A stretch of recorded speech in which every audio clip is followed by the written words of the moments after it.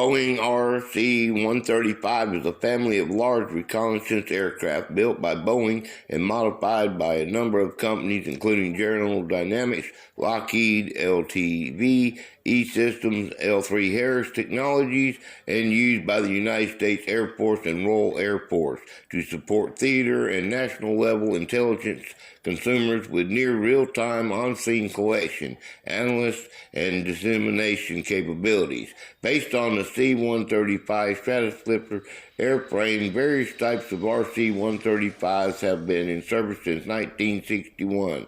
Unlike the C-135 and the KC-135, which are recognized by Boeing as the Model 717.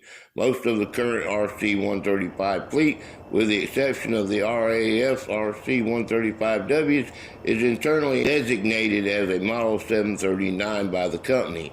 Many variants have been modified numerous times, resulting in a large variety of designations, configurations, and program names.